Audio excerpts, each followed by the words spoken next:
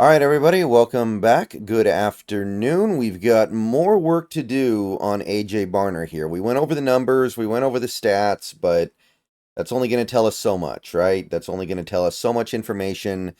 What kind of a player is he? What is he doing? Because this is definitely important to understand when it comes to a guy like AJ Barner, because we certainly didn't draft him because of his 600 receiving yards across 4 college seasons. We didn't draft him because of his 60 career catches.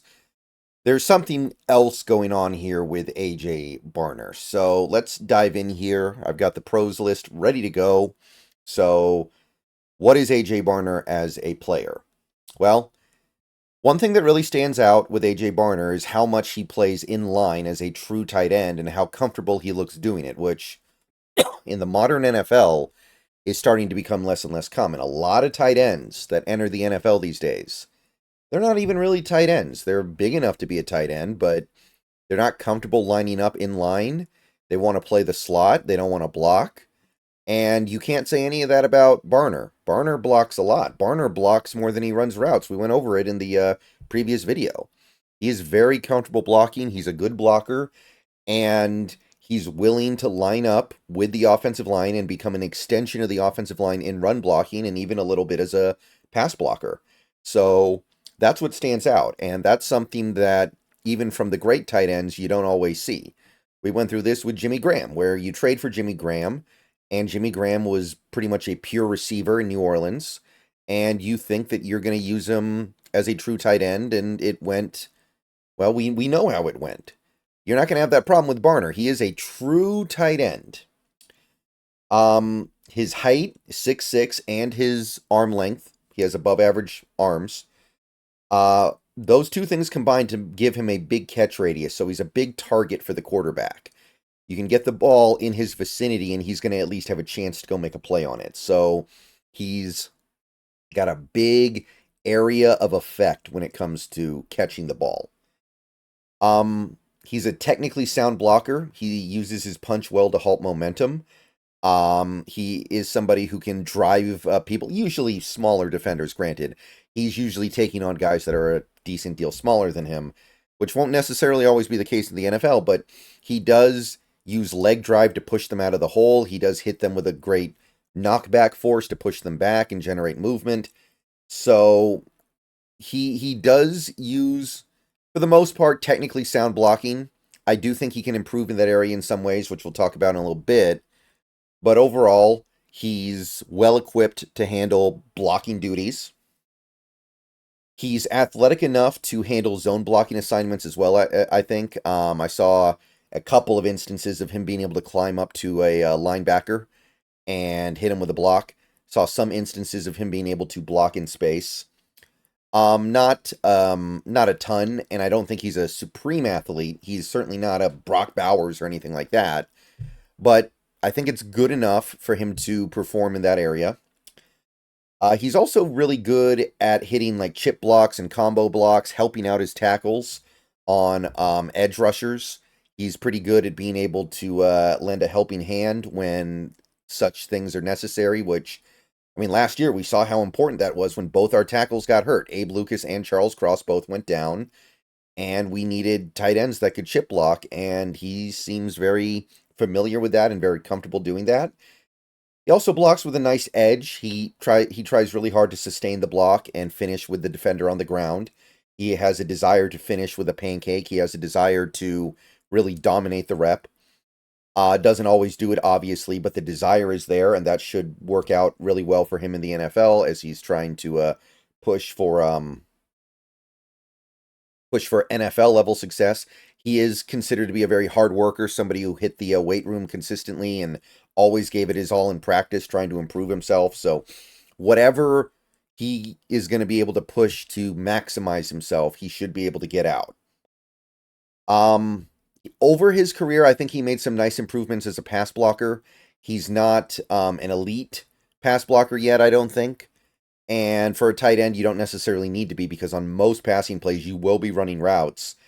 But I do think he improved to the point where he was a quality pass protector by the end of his final season in college football. So definitely developing that area. He seems to be a cerebral player when it comes to attacking a zone defense, because a big part of beating a zone defense is finding the hole in the zone, knowing where the hole in the zone is going to be, getting to it, and then sitting down and waiting for the quarterback to find you. That's a big part of playing against zone defense in the NFL. He seems to have a pretty good grasp of that, and I think that will serve him well. He's going to be the kind of guy who you look at maybe on third down. He's going to be the kind of guy you look at in chain mover situations. And if he can find holes in the zone, he's going to be able to carve out a little bit of a role there as a catcher in those key situations. He also is really good when the play breaks down. That's something that I noticed a couple times when I was looking at the tape. When the quarterback is scrambling and trying to get away from the pressure, he understands what he needs to do as a receiver. In situations where the play's breaking down and the quarterback's just running around unplanned, you need to run back to the quarterback, you need to run in front of him, you need to get in front of him, and you need to give him a target. So he understands that stuff. When the play goes off script, he knows how to help his quarterback out, which is big. He's also pretty good at boxing out defenders to make contested catches, although I think he's got a ways to go there a little bit. He does have some understanding of how to use his size to his advantage to not allow the defender to get into the ball. So that's going to be something that I think he's going to have to lean on even heavier in the NFL. And I think the question mark with A.J. Brown, the thing we need to figure out is there some stuff that he can do that we didn't get to see in college because he didn't have a very good quarterback at Indiana, and then at Michigan they just ran the ball so much, and they had another quality tight end in I think it was Lovell, who was it just, the opportunity wasn't there for him to put up big numbers. Maybe he could have put up like Cade Stover level numbers. I don't think he ever would have been a 1,000-yard receiver, but maybe he could have put up Cade Stover numbers if the situation wasn't so slanted against him because of quarterback play and play calling. He's actually pretty good at making defenders miss and breaking tackles. There was one stat that was circulating shortly after the draft. The only quarterback with more defenders, forced missed tackles, I think is what they call them, which is like making a defender miss or breaking the tackle, is Bowers over the last 3 years at tight end. So he's surprisingly good in that area. Every time I saw him getting tackled after making a catch, it seemed like he was falling forward or pushing for a couple extra yards. And that was great. That's something that is going to really help when you're trying to be a chain mover, when you're catching the ball on 3rd and 8, 6 yards down the field. How are you going to go get those extra 2 yards?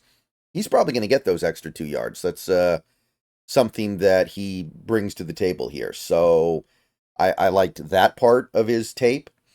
And because he is 6'6", if he needs to add weight, because he's only 251, I do think he could probably need to add a little bit of weight so he can push people around a little bit more in the NFL level. He's not going to be able to push him around the way he did in college. He should be able to. There should be no issue with him going up to like 260. He's already not a great athlete. I understand that. That's going to take away a little bit from him, even in that regard, which he doesn't have a lot to spare, but the frame would allow him to do it, which is kind of key here. If he was like 6'3", it would be significantly more difficult for him to do it. Okay, now we have a list of cons, some of the issues that I have with him, some of the concerns that I have going into the NFL. He's not yet a complete finished product blocking. I do think he's a good blocker as of right now. I do. But I don't think he's an elite blocker yet. And that's fine. He's a 22-year-old rookie. But there are some elements of blocking that I think are a little bit lacking. Like his hand usage, his ability to like reset his hands, his ability to engage with the right angle. Just little things that I think he will pick up because he is such a hard worker. But it just tells you that he has room to grow. He could become a great blocker if you gave him enough reps. He's a good blocker. He could definitely become a great blocker with time, which is not a bad thing. He's not a great athlete. We already kind of went over this in the first video, but he doesn't really have speed. He doesn't really have quickness. Doesn't really have explosiveness. He's like Will Dissly, and Will Dissly was a good player. He had a place in the league, but Barner's more like that. He's not going to be winning a lot of foot races. He's not going to be busting long plays deep down the field. He's not going to be explosively getting open. He doesn't have the quick twitch movement skills to uncover rapidly. Like it's hard. He's going to be good against zone, but man defense might give him problems because man defense might be able to hang with him on his routes because he just doesn't have that explosiveness to suddenly uncover. I am concerned about his hands. It's not so much the actual numbers. He had 5 drops in his career on 104 targets. That's okay. There's nothing wrong with that. But his catch rate was mediocre, and some of that had to do with his quarterback, but some of it also had to do with him, I think. I think that's fair to say. He doesn't have tremendous ball skills. And he's got tiny hands. And that makes me wonder how good he's going to be as a reliable pass catcher in the NFL. It is something that can be overcome, but you would certainly rather have a guy with big hands like Darnell Washington instead of a guy with little hands. And A.J. Barner has some of the smallest hands for any tight end ever, honestly. And, yeah, I think that's at least a little bit alarming. He's not a downfield threat at all. He's not going to be threatening defenses down the field for big plays at all. That's not going to be his game. Very rare did I see Michigan even send him deep down the field. Just not going to be part of his game, which, again, is fine as long as you have somebody else who can do that. You just have to understand that it's not going to be him. I don't think he's a great route runner. I don't think he's, like, a disaster or anything like that. I think he's adequate. But, like, his cuts tend to not be very sharp. And looking at his athletic profile, he may not be able to change. So when you look at somebody like an A.J. Barner, he just kind of lumbers around a little bit. He's not plotting necessarily, but he's not fleet-footed. He's not like a JSN. He's not somebody who's going to run a really crisp route and get open because he's so quick out of his cut that the defender can't keep up with him. And I don't know how much better it can get. I think there's more to unlock when it comes to his size. In jump ball, he doesn't seem to have the jump ball stuff down all the way, and at 6'6", he's going to be able to win jump balls. Just has to have the desire to actually go get it. So I think that he's got some areas to grow there. I think that he could become a really good jump ball receiver. I mean, he certainly has the size for it, and his vertical was not bad either. That should give him the ability to go up and get passes that defenders have no chance at. But we didn't see a lot of it at Michigan. He only had 5 career he had 1 career touchdown at Michigan. He had 4 across 3 years at Indiana. So he wasn't a big red zone threat or anything, but theoretically he should be. So I think it can come, but right now it's not there. And those are the pros and cons that I had for A.J. Barner. It's pretty clear what he is right now. He's a really good blocking tight end who will provide a little something as a receiver. Can he ascend beyond that and become a great all-around tight end? That's hard to assess right now. That's hard to definitively state anything on. But we didn't see enough of that in college for us to say one way or the other. I'll put it to you that way. All right, another A.J. Barner video coming later, and then we will be closing the door on him and moving on to our next rookie. So, see you guys later. Go Hawks. Let me know what you think. That's what I have it right now.